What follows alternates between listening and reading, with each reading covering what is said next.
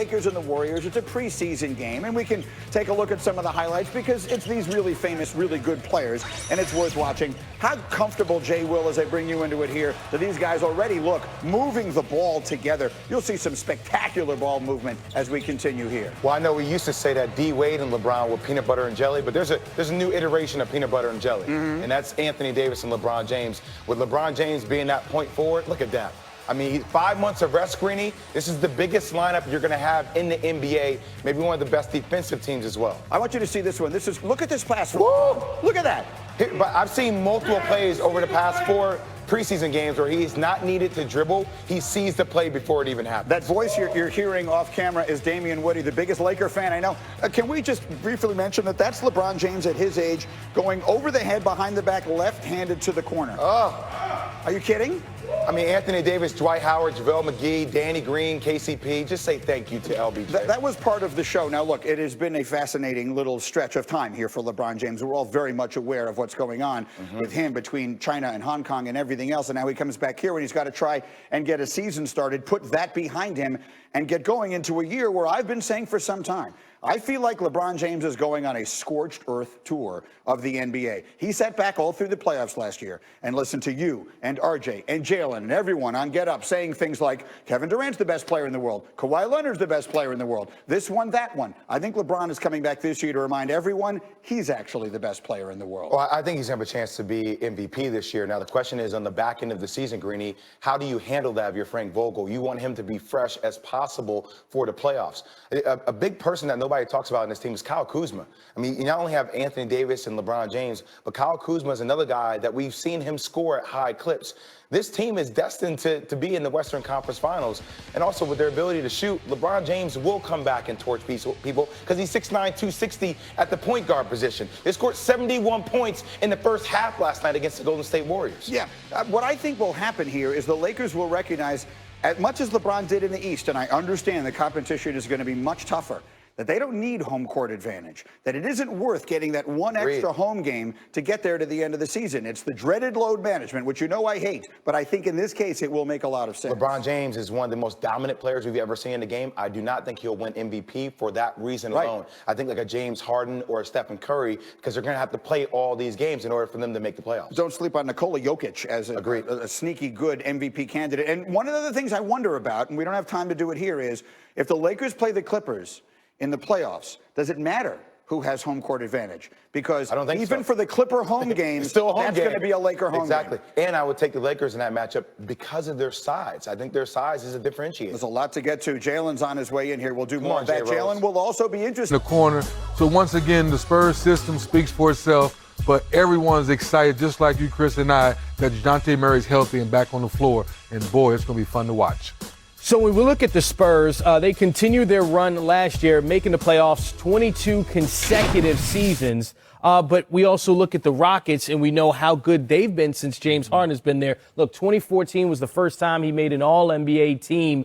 And we've been asking the same question. Is this the year that they make it to the NBA Finals? So again, in October, we're asking, in June, are they going to be playing in the Finals? The Rockets. The Rockets.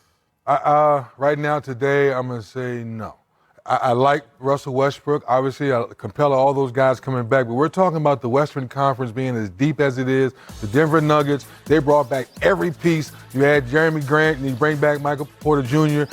Then, of course, all the talk about the Lakers and the Clippers. Spurs are going to be fighting people. I mean, the West is just so deep that I can't say today that it's a guarantee that the Rockets will be maybe in the Western Conference Finals, too. Let alone the finals. There's just so much talent out there right now today in the preseason. I don't see it. I need to see more of this chemistry we're talking about with Russ, and James in the backcourt. And also, you got to keep Eric Gordon happy too. So we talk about those two guys. How do those two guys use their leadership to make sure the rest of the team is happy as well?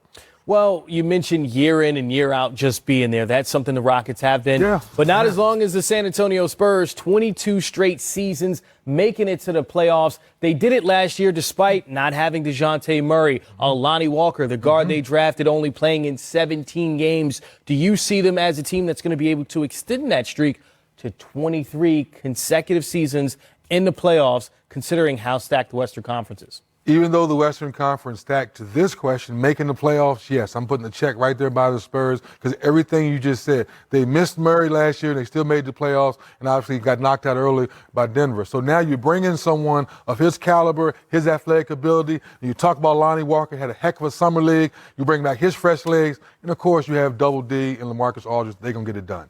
More Western Conference teams that we're seeing in the preseason, all consecutively playoff bound. The Portland Trail Blazers and the Utah Jazz. A lot of guard talent in this one. Damian Lillard, 25 points, 5 rebounds, 4 assists. Safe to say he's in midseason form. Blazers ahead by 9 late in the first, but Mike Conley looks comfortable in his new place. Yeah, very comfortable. Just knowing how to get to his sweet spot on the floor and finish it. How about finishing Jeff Green? Jeff Green, don't be so mean. Baseline.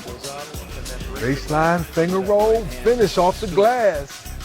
Still in the second quarter, another guy finish around the basket and outside, Donovan Mitchell.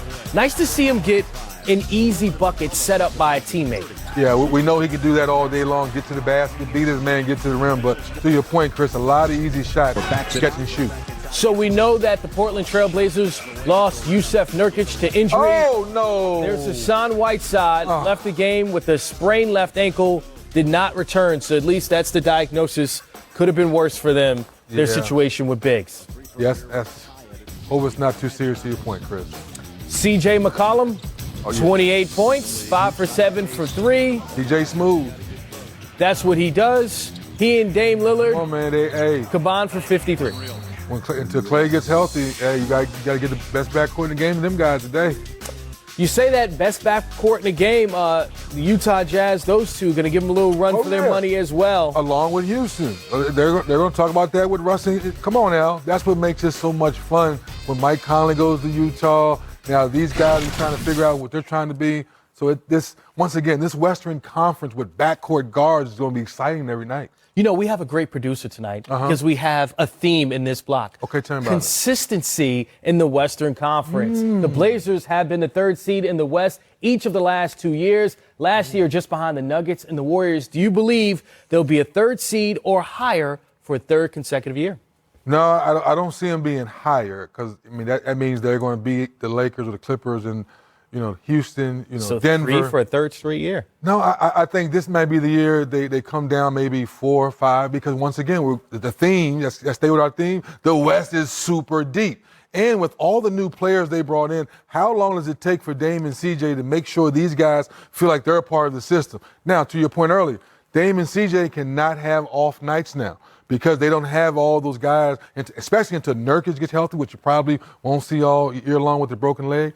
So it remains to see how those new guys fit into the system, but there's no question what that backcourt does. How about this one for a nugget for you? Similarly, the Jazz finished 5th in the West in each of the last 3 years. Yeah, they added, though, Mike Conley, Bojan Bogdanovic to the fold. Is this the year that they actually take a jump? You said Portland you think might fall. Could Utah be one of those teams to jump ahead of them? What's so funny is with Utah's new guys, you feel a little bit better because we know Mike Conley can get it done. We know Bogdanovic can make shots. The question is, does Spider-Man continue to make his elevation to being a great player?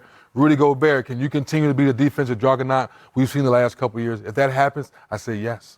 Certainly some movement in the Western Conference teams that we're seeing consistently make it to the playoffs. Who's going to separate from the fray? Ice Trey. Ice water in his to 96. So the Hawks and the Knicks, 2 teams that have missed the playoffs each of the last 2 seasons. The Knicks actually missed the playoffs 6 years in a row now. Do the Hawks seem more poised to break that drought of playoffs than the Knicks right now? Right now, today, I would say yes. I would say the Hawks are poised. The way they've put this young team together, the draft picks. The question is, how long does it take Hunter, those young guys to come in and really get the NBA game and find out where their niche is? Now, when you look at the Knicks, you like all the pieces, but I'm like, how is Fizdale going to get all these pieces to make sense? Because when you look at the individuals, you like it. But when you say when they come together, you're not crazy about it. Where the Hawks, you can see 1, 2, 3, 4, 5. You see Vince Carter, the veteran. You see other guys coming off the bench, and you see they're going this direction. So it's going to be very interesting to see how the Knicks fare as the season goes on. It's how all the pieces fit together. You like what the Hawks are doing. That's what I